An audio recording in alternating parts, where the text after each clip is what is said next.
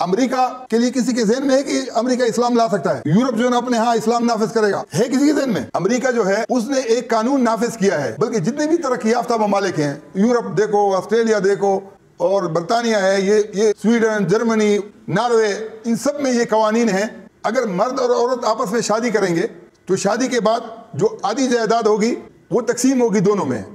اب ہمارا جو اسلام ہے وہ نکاح اور طلاق کے حوالے سے اتنا بہترین ہے۔ یہ باتیں جب امام غزالی نے اپنی کتابوں میں لکھی نا تو ان کی کتابوں کو مصر کے بازاروں میں جلایا گیا۔ دارالعلوم کراچی سے کتابیں چھپی ہیں مفتی عبدالرؤوف سکروی کی، اس میں لکھا ہے کہ کراچی کے اندر جو یہ رسم ہے کہ شادی کے معاملے میں آدمی کسی کو لفافہ دے دیتا ہے، وہ دوستی، رشتہ داری، سارے معاملات، تو انہوں نے لکھا کہ یہ سود ہے، اور پھر خائن نہیں لکھا کہ یہ سود ہے بات ختم، نہیں، لکھا ہے کہ سود کے 70 سے زیادہ وہ بال ہیں، 70 سے زیادہ گناہ ہیں، 70 سے زیادہ جو ہے نا اس کی برائیاں ہیں، 3 چیزیں انہوں نے لکھی، اور اس سود کا کم از کم گناہ جو ہے وہ اپنی ماں سے زنا کے برابر ہے۔ اب ایک سائیڈ کے اوپر تو یہ کراچی والوں کو کتنی بڑی گالی ہے، لیکن ہم ان کے تقوی پر قربان ہو جائیں، تقوی والے ہیں، اور وہ بھی جو نا روتے دھوتے ہوں گے یار بڑا تقوی ہمارے اندر گزیرا جا رہا ہے۔ دوسری سائیڈ کے اوپر سودی نظام کو معاوضہ لے کے، پیسے لے کے جائز قرار دیا، پورے سودی نظام کو۔ مسئلہ یہ ہے کہ ہم نے جو یہ محنت شروع کی ہے، ہماری جو یہ محنت ہے، اس کے اندر امریکہ کے لیے کسی کے ذہن میں ہے کہ امریکہ اسلام لا سکتا ہے؟ یورپ جو ہے نا اپنے ہاں اسلام نافذ کرے گا؟ ہے کسی کے ذہن میں؟ عمران خان کے اوپر ایک مقدمہ بنا امریکہ کے اندر کہ بھئی یہ سیتا وائٹ نے کہا کہ یہ میری جو بچی ہے یہ عمران خان کی بچی ہے۔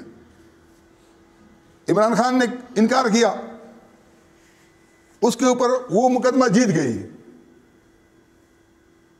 اور وہ بچی اسی کی طرف، اب وہاں جو اس کے بیٹے ہیں ان کی تصویریں بھی ہیں، اس کی جو سابقہ بیگم ہے جمائمہ خان وہ بھی اس کو پیار کرتی ہے، بیٹی کی طرح سمجھتی ہے، لیکن یہاں یہ معیوب تصور کیا جاتا ہے۔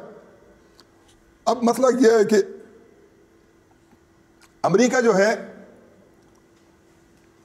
اس نے ایک قانون نافذ کیا ہے، بلکہ جتنے بھی ترقی یافتہ ممالک ہیں، یورپ دیکھو، آسٹریلیا دیکھو اور برطانیہ ہے، یہ سویڈن، جرمنی، ناروے، ان سب میں یہ قوانین ہیں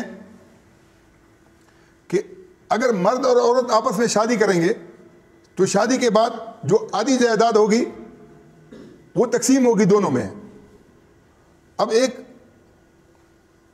لڑکی یا ایک عورت جب وہ یہ سوچتی ہے کہ کل کو اگر مجھے طلاق ملے گی اور میری آدھی جائیداد چھن جائے گی تو اس کے نتیجے کے اندر جو ہے نا میں تو خوار ہو جاؤں گی، وہ اعتماد اس طرح سے وہ نہیں کرتی ہے۔ اس طریقے سے جو مرد ہوتا ہے وہ کہتا ہے کہ کسی لڑکی سے اگر محبت ہو گئی، شادی ہو گئی، کل کو جو ہے نا اس نے کہا کہ مجھے جو ہے نا آپ پسند نہیں ہو، تو پھر بھی آدھی جائیداد میں تقسیم ہوگی، تو اس کے نتیجے کے اندر وہ لوگ شادی سے کتراتے ہیں کہ کل کو جو ہے نا بھگتنا پڑے گا۔ اب اگر شادی کا راستہ بند ہو تو پھر دوسرا راستہ یہ ہے کہ انہوں نے جو ہے نا اس پر تو قابو نہیں پا سکتے ہیں کہ سر عام جانوروں کی طرح جو بھی کریں اس کے اوپر جتنی بھی پابندیاں لگائیں وہ پابندیاں ہی بیکار ہیں، کیونکہ جب آپ جائز راستہ روکو گے تو پھر ناجائز کے اندر لوگ پڑیں گے۔ اب ہمارا جو اسلام ہے وہ نکاح اور طلاق کے حوالے سے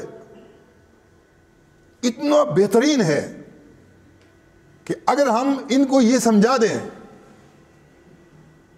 کہ بھئی ہمارے ہاں مسئلہ اس طرح سے ہے، یقین جانو کہ وہاں اتنی بڑی پیمانے پر شادیاں ہو جائیں گی، کیونکہ آدھی جائیداد کا تو مسئلہ ختم ہو جائے گا۔ ایک رقم ہوگی کہ 10 لاکھ ہے، 10 کروڑ ہے، 10 ارب ہے، 10 ارب ڈالر ہے، جتنا بھی ہے وہ اس کے مطابق، اعتماد کے مطابق وہ طے ہوگی کہ یہ حق مہر ہے۔ اب اس حق مہر کو دینا ہے اس نے تو وہ اس کے لیے کوئی پرابلم نہیں ہے، کیونکہ جب دو متفق ہوتے ہیں تو دو کے اتفاق رائے سے جو چیز طے ہوتی ہے تو شادی میں پھر وہ دیر بھی نہیں لگائیں گے۔ اب اگر ہمارے اسلام کی جو نا شادی کو لے لیں تو ہمارے ہاں تو یہ ہے کہ بھئی آپ نے جو نا ایک دفعہ نکاح کر لیا، اب وہ عورت اگر چاہتی ہے کہ جدا ہو جائے تو ہمارے ہاں یہ ہے کہ بھئی عورت جو ہے نا وہ جان نہیں چھڑا سکتی ہے. اس نے پیشکش کر دی کہ جتنا جو ہے نا میں نے حق مہر دیا ہے اتنا تم مجھ سے لے لو لیکن مجھے چھوڑ دو نا. پھر بھی بولے گا کہ نہیں چھوڑتا, لیکن اس کے دگنا لے لو. اگر مرد چھوڑنا چاہے تو ٹھیک ہے, اگر نہیں چھوڑنا چاہے نا تو پھر وہ اس کے اختیار میں ہے. اب یہ قانون اگر ہم جو ہے نا امریکہ کو کہیں گے, یورپ کو کہیں گے, برطانیہ کو کہیں گے, آسٹریلیا کو کہ یہ نافذ کرو, وہ نافذ کریں گے کوئی؟ حالانکہ سورہ نساء کی 19ویں آیت کے اندر خلے کا مسئلہ بالکل واضح ہے کہ عورت جانا چاہے تم اس کے مالک نہیں ہو. لا ترثوا النساء کرہا, زبردستی سے اپنی بیویوں کے مالک مت بنو. اور نہ اس لیے ان کو روکو جانے سے کہ جو تم نے دیا ہے اس میں سے بات سیدھے آپ ان سے چھین لو گے. اب یہ خلے کا تو تصور بالکل واضح ہے, لیکن ہمارے ہاں ہمیشہ ہوتا کیا ہے کہ جو طاقتور ہوتا ہے نا اس کے حق میں لوگ فتویٰ دیتے ہیں, اس کے حق میں لوگ فیصلہ دیتے ہیں کہ بھئی یہ طاقتور ہے, مولوی بیچارہ کمزور ہوتا ہے. تو مولوی ابھی امام ابو حنیفہ کا میں نے جب ذکر کیا تو اس وقت میرے ذہن میں یہ تصویر آئی کہ ایک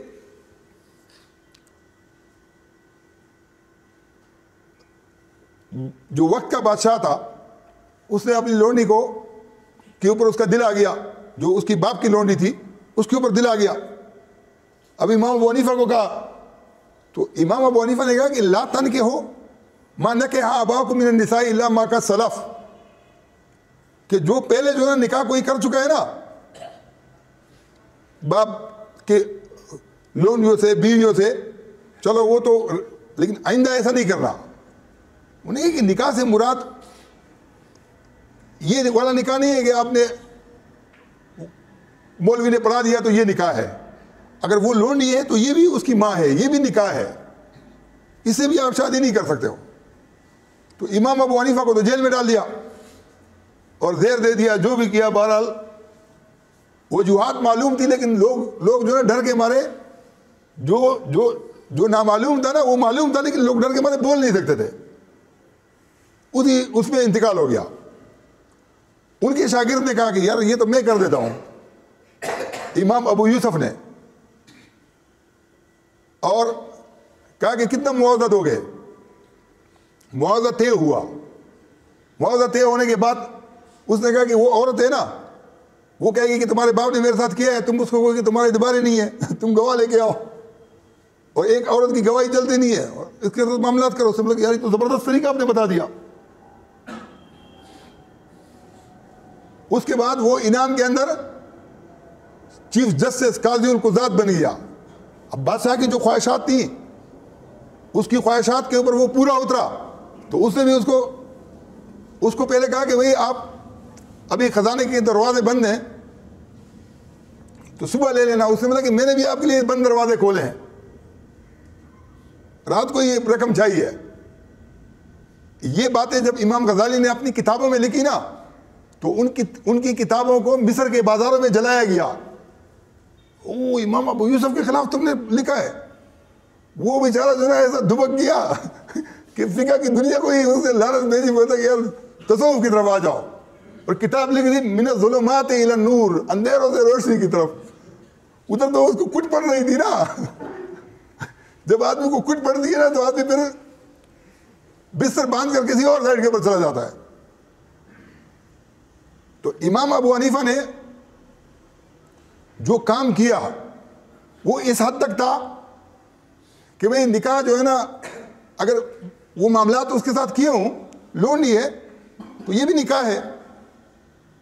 اب یہ تصور ذہن میں آتا ہے نا کہ یہ ٹھیک ہے, اچھا تصور ہے, غلط تصور تو نہیں ہے. کوئی آدمی اس کو غلط کہہ سکتا ہے. وہ امام ابو حنیفہ زندہ باد, وہ واقعتاً زندہ باد, اور بہت بہترین بات کی. اور جیل گئے لیکن ایک عورت کو ناجائز اس کے حوالے نہیں کیا, اپنے فتوے کو استعمال نہیں کیا. اب آپ بولو گے کہ یار وہ اتنا دور کی جو نا آپ پتہ نہیں کہاں سے کہاں باتیں نکال رہے ہو, صحیح بھی ہے کہ غلط ہے, یہ تو تم جانو, تمہارا کام جانے. ہم لوگ تو آ جاتے ہیں بیان سننے کے لیے, کوئی سن لے گا تو وہ یقین بھی کر لے گا. دارالعلوم کراچی سے کتابیں چھپی ہیں